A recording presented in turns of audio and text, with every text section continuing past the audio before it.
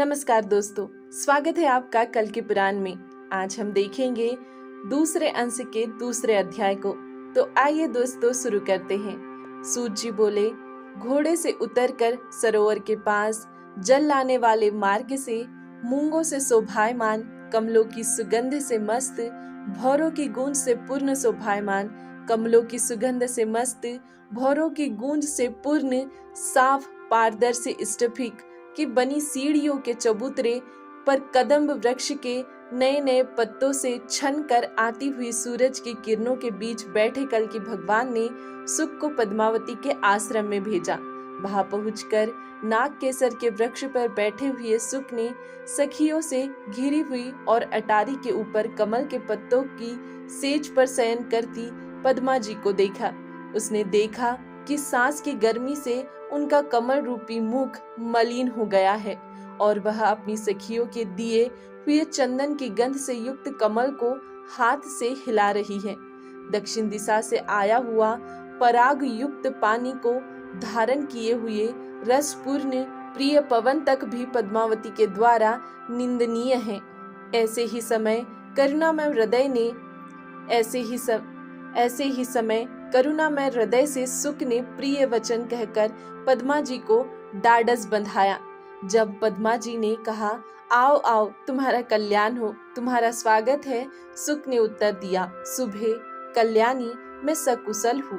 पद्मा जी ने कहा, हे सुख, तुम्हारे जाने पर अर्थात जब से तुम गए हो तब से मैं बहुत व्याकुल हूँ। उत्तर में सुख ने कहा, अब रसायन द्वारा तुम्हें शांति मिलेगी। पद्मावती ने उत्तर दिया, मेरे लिए रसायन मिलना भी कठिन है। सुख बोले, हे शिव जी की शिष्या, तुम्हारे लिए रसायन सुलभ ही है। यह रसायन का अभिप्राय श्री कल की प्राप्ति रूपी औषधि है। पद्मा जी बोली, हे सुख, मुझ भाग्यहीन का मनोरथ किस तरह कहाँ सफल होगा। सुख ने उत्तर दिया, हे श्रेष्ठ देवी, इसी स्थान पर मैं उन श्री कल्की जी को तालाब के किनारे पर बैठा कर यहाँ आया हूँ। इस प्रकार पद्मा जी और सुख की आपस में बातचीत होने पर अपने मनोरथ के पूरा होने के हर्ष में पद्मा जी आदर पूर्वक सुख के मुख के समक्ष अपना मुख करके आंखों में आंखें डालकर उसे आनंद पूर्वक देखने लगी। विमला, मालिनी, लोला, कमला, काम कंदला, विलासिनी, चारुमती, कुमुदा, ये पद्मा की 8 नायिका सखियां हैं। इन सखियों के साथ जल क्रीड़ा करने को तैयार होकर पद्मा जी ने कहा, सखियों, मेरे साथ तालाब के किनारे चलो। यह कहकर सुंदर वेश वाली सखियों से घिरी हुई पद्मा जी पालकी पर सवार होकर अपने अंतःपुर से शीघ्र ही बाहर निकली। जिस प्रकार रुक्मणी भगवान कृष्ण के दर्शनों के लिए बाहर आई थी, पद्मा जी जिस रास्ते से चली उस रास्ते के चौराहों पर अथवा दुकानों पर जो लोग थे वे पद्मा जी को देखते ही स्त्री बन जाएंगे। इस डर से चारों ओर जहां जिनको राह मिली उधर ही भाग गए। उन भागने वाले पुरुषों की स्त्रियां वन पर्वतों में अपने पुरुषों के निरापद रहने के लिए देव पूजादि अनुष्ठान करने लगी। इस तरह रास्ता पुरुषों से खाली हो गया। तब मदमाती बलवती महिलाएं पालकी को ले चली। पद्मा जी सुख के कहने के अनुसार उस पालकी में बैठी और उन सखियों से घिरी हुई वहां से चल दी। इसके बाद सारस और हंस आदि की मधुर ध्वनि से गुंजायमान खिले हुए कमल के पराग से सुगंधित सरोवर के पानी में स्नान कर कुमुदिनी फूल को खिलाने वाले चंद्रमा के उदय होने की आशा में वे चंद्रमुखी सुंदरियां वहां घूमने लगी। इन सुंदरियों के कमल रूपी मुखों की सुगंध से भौरे अंधे हो गए, भ्रम में पड़ गए और इसीलिए वे और खिले हुए कमलों को छोड़कर उनके कमल रूपी मुखों पर बैठने यानी मंडराने लगे।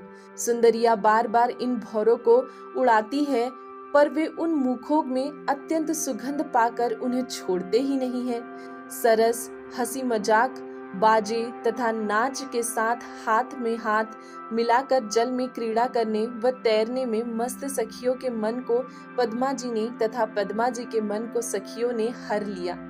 इसके बाद यह पद्मा जी काम में व्याकुल मन में सुख के वचनों पर विचार करती हुई सखियों सहित जल से बाहर निकलकर मूल्यवान आभूषणों को पहनकर सुख द्वारा बताए गए कदम्ब वृक्ष के नीचे पहुंची। सुख के साथ वहां जाकर मणियों से सजे चबूतरे पर महामणियों से विभूषित सूर्य की चमक से भी अधिक तेजमान भगवान कल्कि को अपने सामने सुख से सोते हुए पद्मा जी ने देखा। तमाल के पत्तों के समान नीले रंग वाले, पीले वस्त्र पहने हुए, सुंदर कमल जैसी आंखों वाले, घुटने तक पहुंच रही भुजाओं वाले, विशाल वक्ष तथा पतली कमर वाले, श्रीवत्स से चिन्हित हृदय वाले और छाती पर कौस्तुभ मणि की कांति से प्रकाशित कमलापति भगवान कल्कि जी विराजमान हैं। उस अद्भुत रूप को देखकर पद्मा जी ठगी सी रह गई और उचित आदर सत्कार करना भूल गई। हृदय में शंका होने के कारण पद्मा जी ने उन्हें जगाने को मना किया।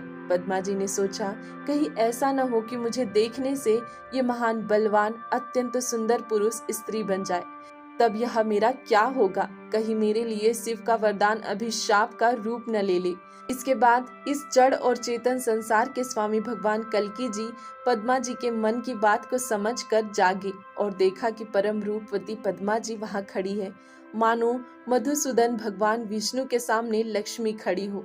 सखियों के साथ आई हुई, बिना पलक मारे कटाक्ष करती आंखों के हाव भाव से मोहित हुई पद्मा जी को देखकर उस साक्षात माया के समान मोहिनी रूप राजकुमारी पद्मा जी से श्री कल्कि जी ने काम से व्याकुल होते हुए कहा, हे सुंदरी कांते, यहाँ आओ। सौभाग्य से तुम्हारा यहाँ आना मेरे लिए शुभ हुआ है।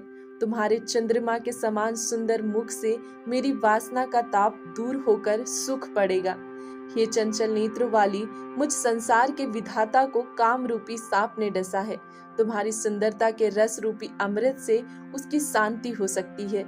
यह शांति बहुत पुण्य करके भी कठिनता से प्राप्त होती है और यह शांति तुम्हारा सहारा पाने वाले का जीवन है। महावत जिस तरह मस्त हाथी के कुंभ पर अंकुश घुमाता है, मेरी इच्छा है कि तुम्हारी ये सुंदर और बड़ी बाहें श्रेष्ठ नाखून रूपी अंकुश द्वारा मेरे हृदय में स्थित कामदेव रूपी हाथी के कुंभ को छेद डाले। वस्त्र से ढके हुए तुम्हारे ये दोनों गोल स्तन कामदेव के चाबुक की भांति सिर उठा रहे हैं। मेरे प्रगाढ़ आलिंगन से अभिमान भंग और विनीत बनकर मुझे परम सुख देंगे। हे प्रिय, तुम्हारी कमर यज्ञ की वेदी के बीच के भाग की तरह पतली है। उनमें 3 बाल पड़े हुए हैं, उन पर सुंदर रोए उगे हैं। मैं जानता हूँ कि त्रिवली रेखा तुम्हारे प्रिय के काम मार्ग में उतरने की सीढ़ी है। हे रंभा के समान जंघा वाली, पुलीन के समान तुम्हारे नितंब बिंब हमारे संभोग सुख को पूरा करे।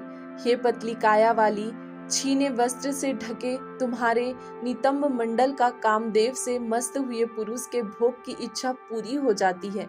इस समय ये नितंब हमें संभोग का सुख प्रदान करे। मेरे निर्मल हृदय रूपी जल में कामदेव रूपी सांप ने काटने से विष पैदा हो गया है, जिसकी शांति तुम्हारे अति सुंदर चरण कमल कर सकते हैं, जो उंगली रूपी पत्र से चित्रित और हंस के समान शब्द करने वाले घुंघरुओं से शोभायमान है। कलिकुल का नाश करने वाले कल्कि जी के इस अमृत के समान वचन को सुनकर उनके सत्पुरुषत्व से हर्षित सखियों से घिरी हुई पद्मा जी को अत्यंत आनंद प्राप्त हुआ। पद्मा जी के समक्ष होने पर उनकी कामना करते हुए भी कल्कि जी का पुरुषत्व अक्षत रहा। अन्य पुरुषों राजाओं की भांति स्त्रीत्व में परिवर्तित नहीं हुआ।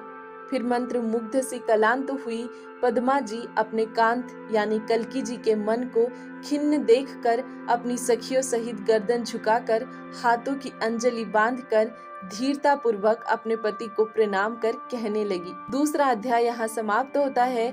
अगला अध्याय देखेंगे हम अगले वीडियो में। तब तक के लिए धन्यवाद।